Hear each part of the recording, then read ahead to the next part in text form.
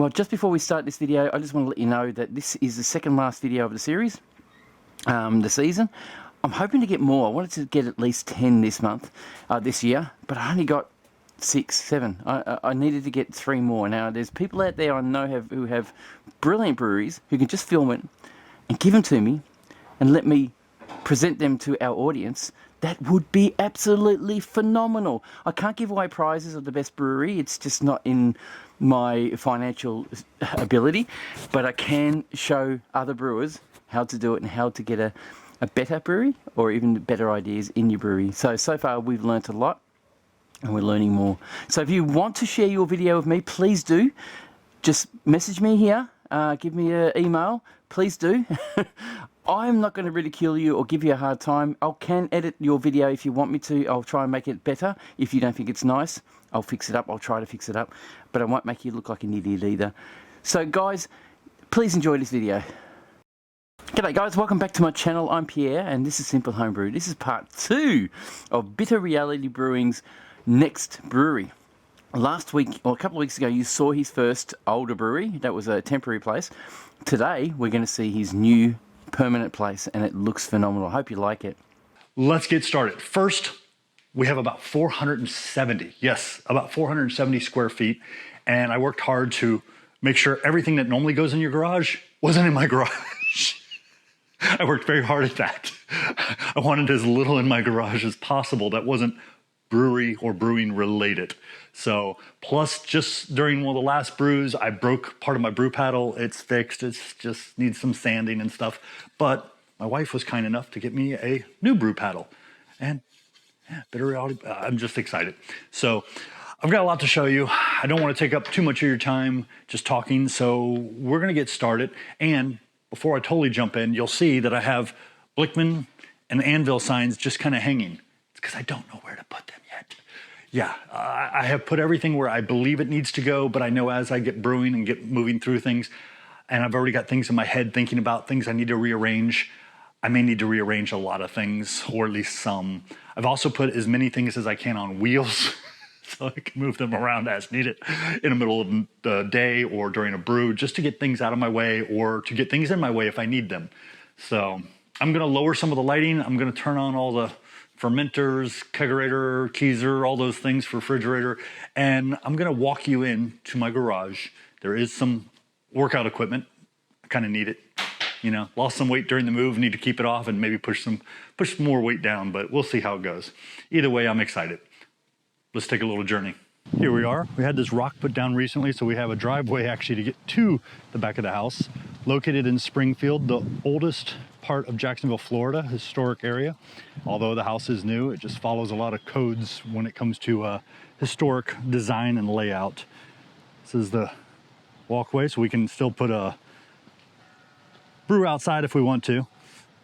Like I mentioned, as you open the garage door, there is some workout equipment. I need to get my butt on it a little more frequently. Happy to finally have it back and working. As we come around here, we have my fermenter that you may have seen before. It's 42 inches by 42 inches width and depth, and then 38 inches total deep as far as height-wise. And sadly, it cannot get down into or maintain lager temps. I've got it at about 48 right now, but it was a test. It doesn't seem to hold well below 50. So won't be using that for any kind of lagering. And of course you gotta have a can crusher. Just kind of standard, you know what I mean? There's a used beer fridge I've had now for I don't know how many years. Probably going on about 5, maybe 6, maybe longer. Got it for $200. I've had to fix it twice. For less than about $30 total. There's my glass fermenters for doing wine, things like that. I do have a plastic fermenter and lots of tops for cans that I bought. And yes, this is a squeegee because of my gorgeous floors. Yes, gorgeous floors. If you haven't seen that before, you got to check that out. Love my floors. I had to have the floors. That was non-negotiable. My wife was very opposed, and now when she comes over, she shows everybody the floors. We'll come around here. We have a aquarium that we've used for doing some floating dip tube tests. I've got many more tests where I need that aquarium. Small dorm fridge I got from my son.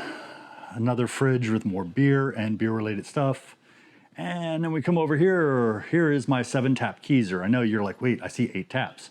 It can only hold 7 full 5-gallon kegs, but sometimes I do little experiments where I need 2 separate taps to run the beer through. So, got some experiments coming up for that. Then we come over here. This is kind of my cleaning / lab / tools. There's the AC unit I had to have put in. And you'll see things hanging off of these racks. I love the ability to hang things off racks. It gives me so much more space. As you go down, you'll see I got boxes. That's different types of jars and containers. There's all my tools, because I put all the rest of the tools that wouldn't rust out into my shed outside. Don't need that in here. The 2 anvils. And I don't know where one of my little timers is, but I found, well, that's even a word, but needless to say, I'm missing a timer. Come around here. The sink.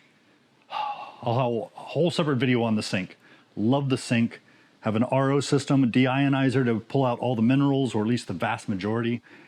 Got a glass washer, scrubber, little rubber thing on the top handle here to keep myself from burning myself. As we know, I'm accident prone. Coming around here, yep, that's where I do the yeast starters.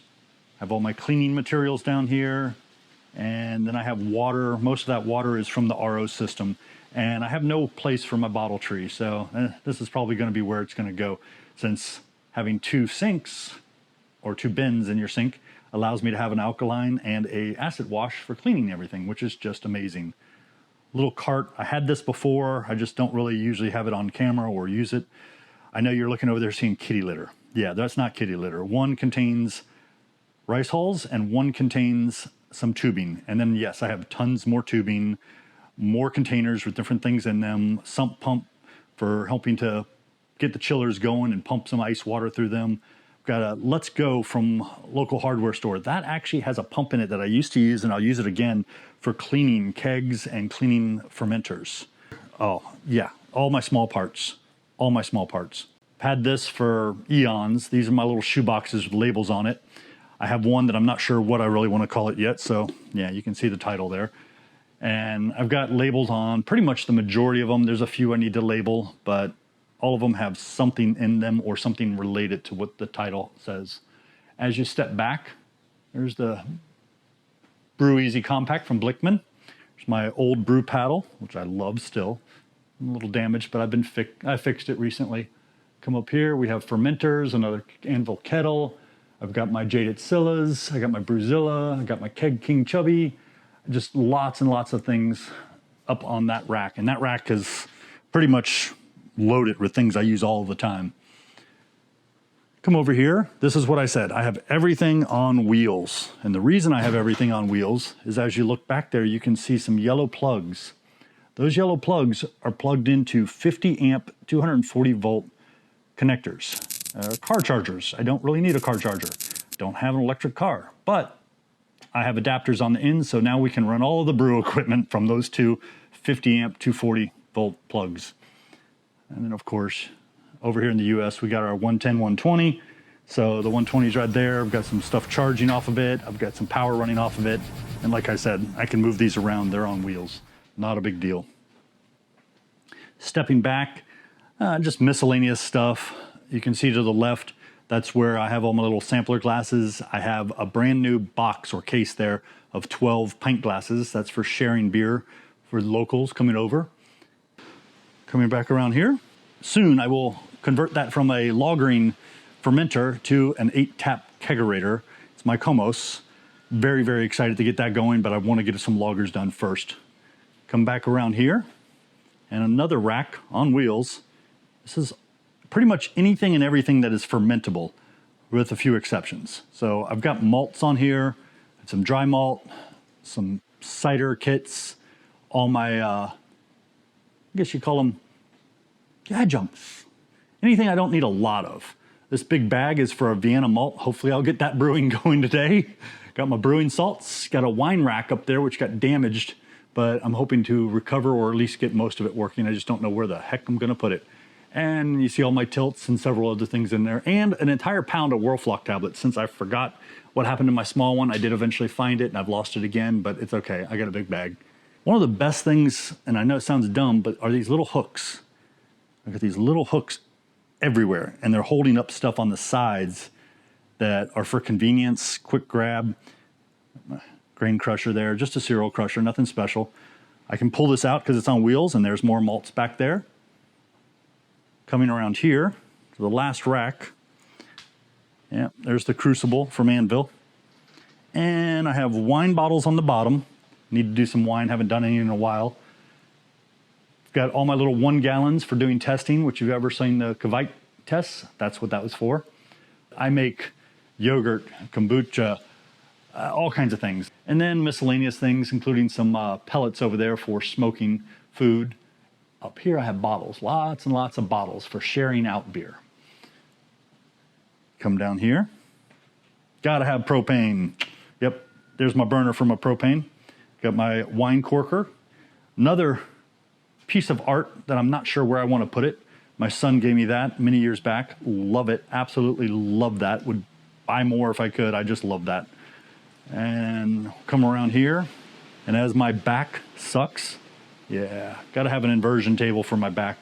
Every now and then I've got to put it to use. And that's pretty much it. The only thing I didn't show you is dead center. I have the table that I originally bought just for the Brew Easy Compact, and then I have a new table which is about 70 inches, if I remember right, by 30 inches wide. And as you can see down there, you can see a bunch of kegs. Yeah, I've got some old used kegs, I've got some more malts that I recently purchased, and then I have 8 brand new kegs, so I need to get filling those kegs up as quickly as possible. Very excited to get brewing, just got to get brewing. So the biggest piece of the whole equation. And I've got some burners over here. I bought an induction burner and found all the pots I like don't work on it. All the pots I don't like do work on it. So I bought another one that is just a regular heated hot plate, so I can actually heat up water, do stuff with my yeasts, you know, things like that. Almost forgot the floor drain. Gotta have a floor drain. Kind of a requirement. And the entire floor is sloped to that drain. I hope that wasn't too boring. There was a lot to go over. It took me a month to get in here, a week, you know, after the floor got done. It took a while to dry, set. Air conditioning, electrician was fun. Air conditioner guy was fine. Plumbing, that was a little fun, but they did a great job. But yeah, I will have a separate video just on that sink. That sink is got a lot of customization, and as far as I'm concerned, it does. And as far as the plumbers were concerned, the master plumber had to come to it. So very excited. Don't forget, like, subscribe, keep sharing. Definitely appreciate the sharing. Yeah, join me on a huge journey for 2023 because I have lots of space now, lots of equipment, and just got to find time and get everything done. Cheers. Let's get brewing.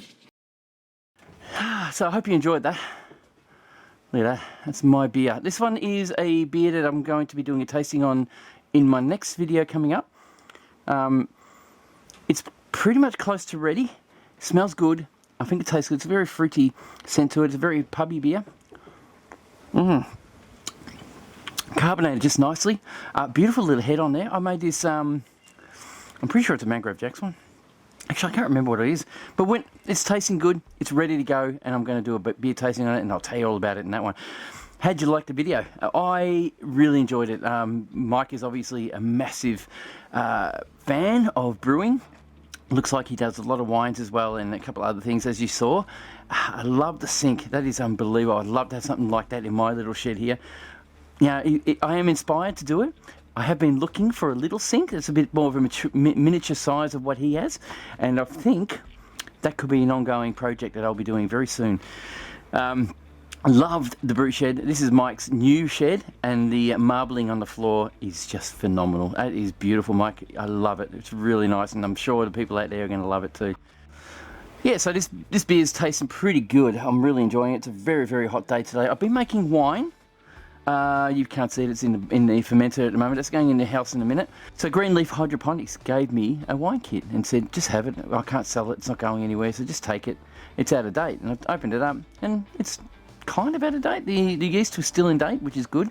It's been in a temperature controlled environment, so it should be fine. And just a must, or the concentrate was a a little bit best before, so it's about 3 or 4 months out of date. It still smelled really good, and I think it's going to be a good wine regardless. So hopefully that video will be good in the future. That's going to be a long time coming though. I'm really enjoying this beer, by the way. I'm going to have another one when I finish this. I'll probably get a little bit tipsy today. It's a Saturday. It's 35 degrees Celsius. It's hot. Haven't had a cool change. I just had to change my radiator in my car. So it's been a bit of a challenge.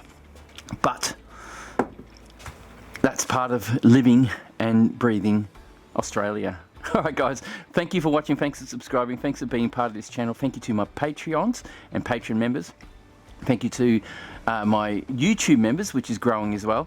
And thank you to you guys for sticking around and watching this video till the end and giving me this beautiful thumbs up that helps the channel big time. Cheers guys, we'll see you in the next one. Have a great one.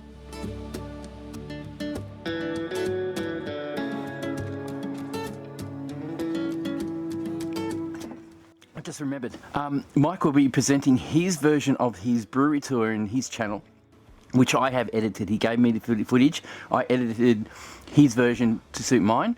He has a longer version coming up, so please have a look at that when you have a chance. Once the video is released, I will put a link up here. And I hope you enjoy it. Catch ya.